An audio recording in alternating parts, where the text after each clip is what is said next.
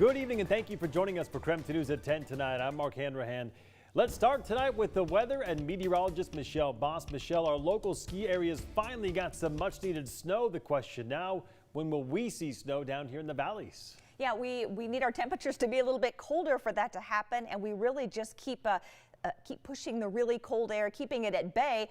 Especially today, we saw highs in the lower 40s. In fact, temperatures have been above freezing since about 10 o'clock this morning and are currently sitting well above freezing. 36 degrees in Spokane, 35 in Coeur d'Alene, 37 in Deer Park. It got a little bit closer to freezing down across the Palouse, where they did see a brief period of some light accumulating snow down in the Pullman area. But as you can see, most of it from Spokane on southward, even in Coeur d'Alene, has been in the form of rain. The precipitation that we did see with a little bit of snow up from Newport up to the Spirit Lake, and then in the northern Panhandle, seeing some light accumulating snow in those valley locations. We do have some winter weather advisories for tonight through Tuesday at noon, mainly for the higher terrain across the central Panhandle of Idaho and in northwest Montana. But once we see some cooler air make it into our region, we'll have better chances for snow later this week. But in the short term, a few rain showers possible overnight.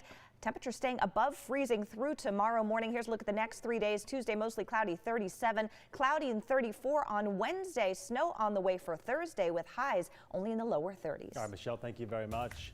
Looking ahead to tomorrow, workers must be fully vaccinated to comply with Kootenai Health's COVID-19 vaccine requirement. The hospital had planned to require all employees to be fully vaccinated by last week, but they pushed it to today. So they will push forward with requiring employees to be vaccinated despite a federal court order pausing the mandate. Staff will have to be vaccinated or have an approved exemption. As of Friday, 21% of the staff requested an exemption. 99% of them had been granted. Also tomorrow, the man police say randomly opened fire at people at a gas station in Post Falls will be back in court.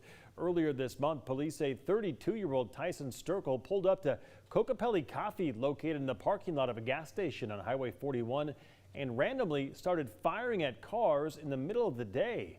2 men were hurt in this shooting, including one man who was hit in the neck. Both were expected to recover. Sturkle is facing 12 charges in total. During his first court appearance, his bond was set at $2 million. Well, the verdict is in. A Spokane County jury has found a Cheney man guilty of murdering his wife in 2018 by poisoning her ice cream. KREM 2's Amanda Rowley was in court today as that verdict was handed down, and she has more now on what family members had to say about the verdict. Now, when the judge read the verdict, you could feel the shock in the courtroom. In fact, I saw David Pettis slump down in disbelief. Now, while some family members are relieved by the jury's decision, others are in disbelief. We, the jury, find the defendant, Mr. David LaRue Pettis, guilty of the crime of premeditated murder in the first degree as charged. After 3 days of deliberation, a Spokane County jury found David Pettis guilty of killing his wife, Peggy. He did this by lacing her ice cream with lethal amounts of prescription drugs. Is this your verdict? Yes, it is. Is this the verdict of this jury? Yes, it is. The niece of the victim, Peggy Pettis, spoke with us after the verdict was read. Katrina Mabe says she and her family felt relief with the jury's decision, but she told me no matter what the outcome would have been, it was not going to be easy for her family. This is a very rough time for our family. Dave was a part of our family for 35 years. We are relieved that there's a resolution, and we hope that our family can now go forward with healing. Right after the judge left the courtroom, Pettis' daughter Elizabeth Culp rushed to hug her father. Just that he loves me and direct me to who I needed to be with to help. She insists Pettis is not guilty of murdering her mother. She believes this because she lived with her parents and claims she saw her mother take hydrocodone on the weekends. I feel awful. I feel even more awful than I did before. Because I know that my dad didn't kill her, and it certainly wasn't premeditated. Pettis is now in custody at Spokane County Jail tonight, and his sentencing is set for January 12th. Reporting from the Spokane County Courthouse, Amanda Rowley, KREM 2 News.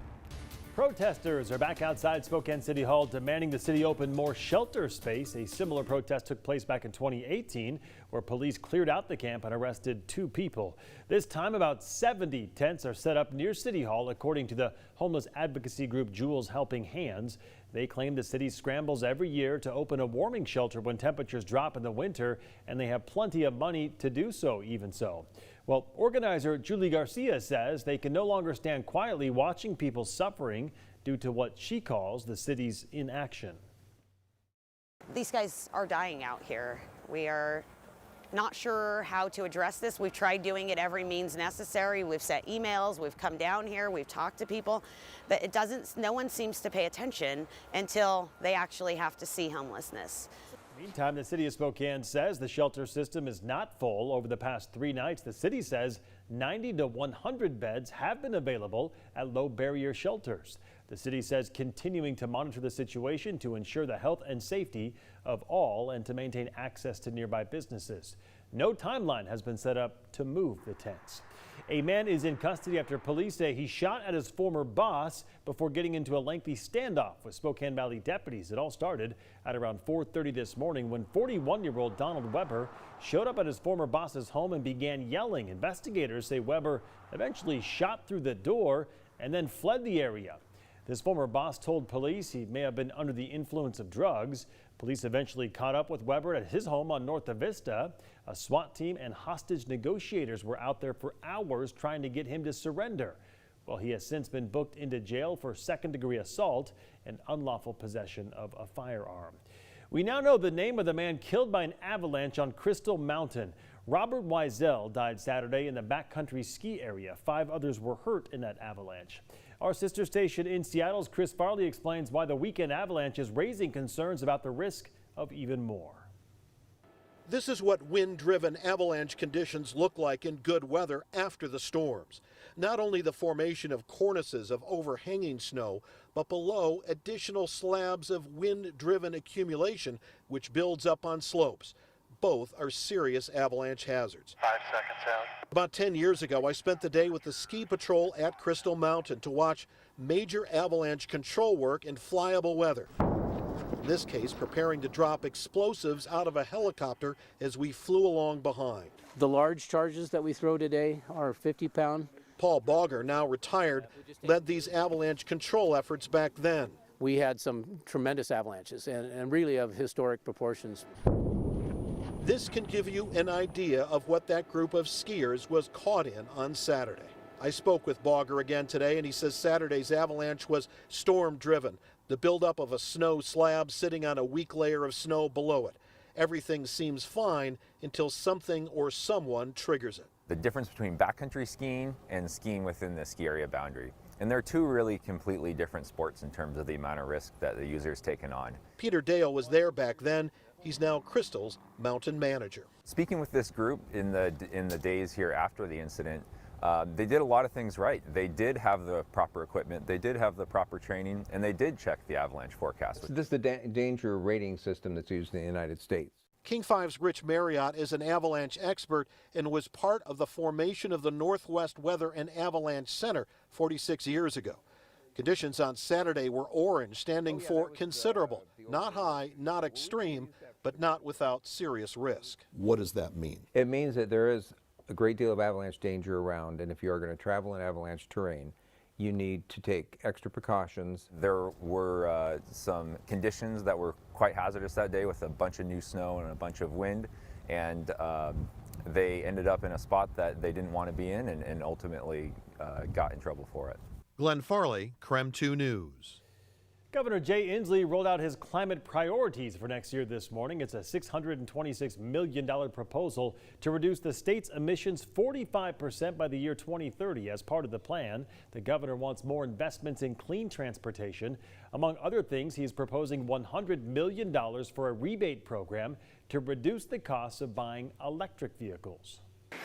Currently, our state's primary incentive for zero-emission vehicle purchases comes from a sales tax exemption, but that is woefully inadequate to the task at hand.